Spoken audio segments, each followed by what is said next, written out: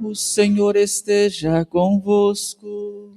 Ele está no meio de nós. Proclamação do Evangelho de Jesus Cristo segundo São Marcos. Glória a vós, Senhor. Depois que João Batista foi preso, Jesus foi para a Galiléia, pregando o Evangelho de Deus e dizendo: o tempo já se completou, o reino de Deus está próximo. Convertei-vos e crede no Evangelho. E passando à beira do mar da Galiléia, Jesus viu Simão e André, seu irmão, que lançavam a rede ao mar, pois eram pescadores. Jesus lhes disse: segui-me, e eu farei de vós pescadores de homens.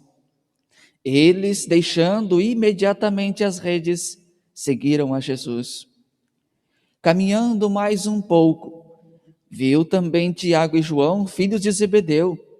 Estavam na barca consertando as redes, e logo os chamou.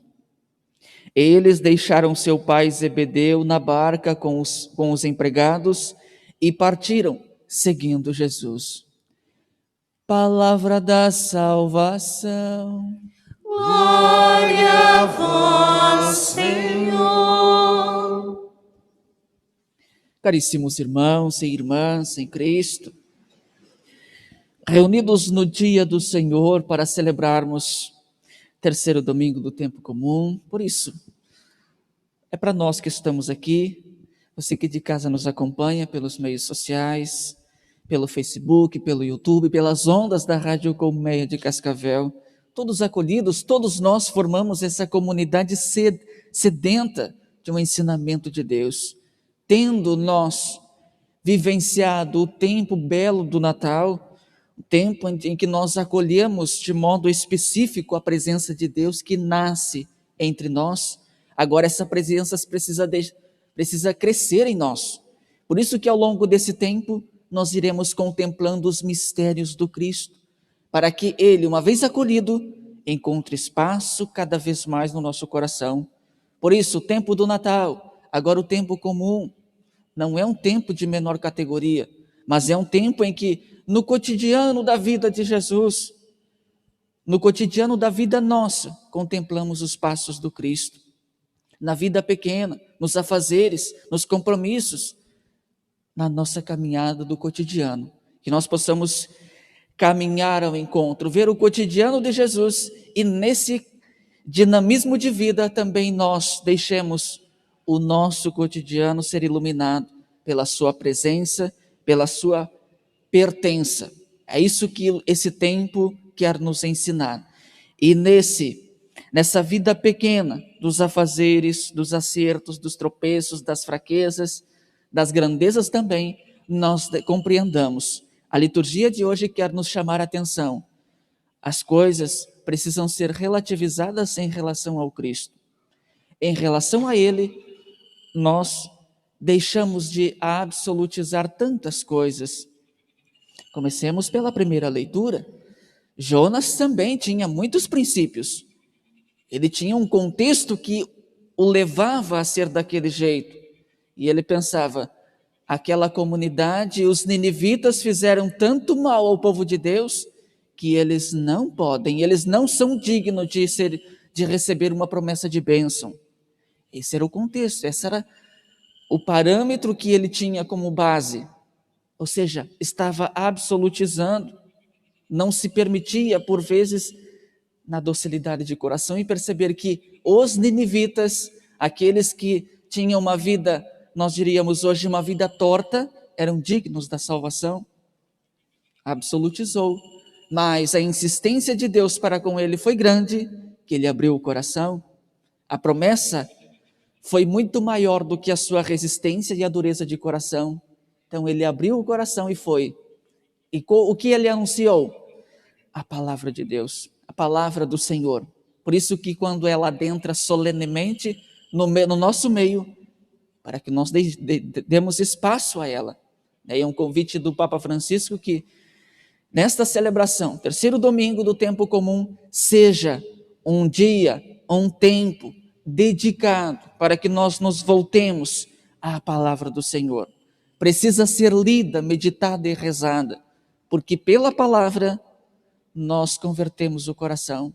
Assim como muitos santos ao longo da história tiveram coragem, docilidade de assim proceder, que nós também hoje, zelosos e atentos ao seu convite, procedamos dessa maneira.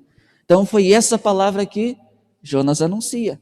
Olha, se dentro de 40 dias a conversão, a mudança não acontecer, a destruição virá. Se dentro de 40 dias a mudança não acontecer, grandes maldades acontecerão.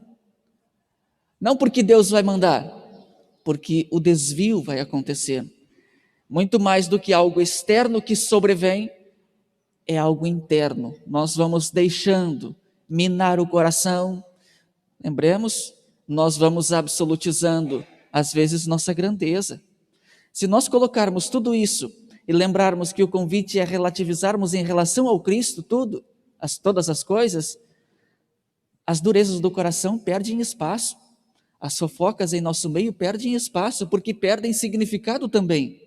As misérias, as pequenezas que nos afastam de Deus perdem sentido, porque o que tem sentido verdadeiramente é a pertença ao Cristo, relativa em relação a Ele. Quando Ele está no coração, no nosso meio, falando pela palavra de Deus, as nossas brigas perdem sentido, perdem significado. Por isso que Jonas percebeu, diante da palavra de Deus, não tem resistência que perdure, não tem dureza de coração que permaneça. Por isso foi anunciado, e anunciou a palavra de Deus. E eles, percebendo que era uma palavra de Deus, assim acolheram, assim motivaram. Tanto que a palavra não mede esforços para dizer, do pequeno ao maior, todos se voltaram para Deus. Todos acolheram, sem resistências, sem reservas, mas se voltaram para o Senhor. Por isso Paulo continua dizendo na leitura segunda que nós ouvíamos, relativo ao Cristo, porque não há tempo a perder, não temos tempo a perder diante de Deus. Mas lembremos, ele está num contexto em que a espera do Senhor era próximo, então não vamos nos envolver com coisas secundárias se nós temos Cristo por excelência em nosso meio. Isso é um convite muito forte para nós hoje. Quantas vezes ele fica em segundo lugar? Por isso que quando Paulo vai dizer assim, quem tem esposa, viva como se não tenha, não é o menosprezo. Pelo contrário, se você está envolvido na dinâmica de vida familiar, como pai, como mãe, como filho, zelemos por essa dinâmica de família. Mas lembremos, antes de tudo, Ele, Cristo, no nosso meio. De modo que nós tornamos concreto aquele convite que o evangelista Mateus faz no capítulo 3, verso 33.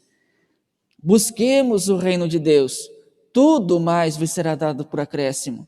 Ora, esse tudo não é força de expressão, mas é para dizer, busquemos a Deus primeiro, para podermos, com inteireza de coração, zelarmos pela vida de família, zelarmos pelo trabalho que temos, zelarmos pelos sonhos e conquistas que nós almejamos.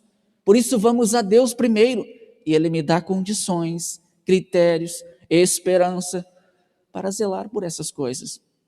Percebamos, Paulo não está desprezando a realidade mundana do mundo. Nós estamos inseridos, Paulo está dizendo, em outras palavras, inseridos, a realidade do mundo nos cerca, nós estamos tomados por ela, mas não vivemos para ela. E isso precisa estar bem presente em nosso meio.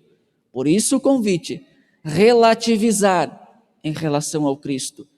Nada é absoluto senão Ele, porque senão nós nos tornamos absolutos, elevamos tantas realidades que por vezes e diante do Cristo perdem sentido, perdem significado. Por isso, estejamos atentos a esse convite, ao convite que o Senhor nos faz. Olha o que Ele faz no Evangelho. A leitura do Evangelho diz, Jesus anuncia.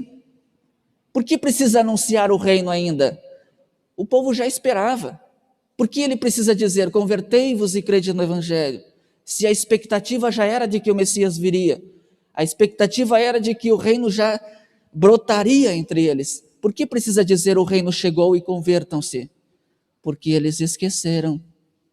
Vejam, a perca da memória não é só de hoje, de ontem também, né? O povo do tempo de Deus também esquecia.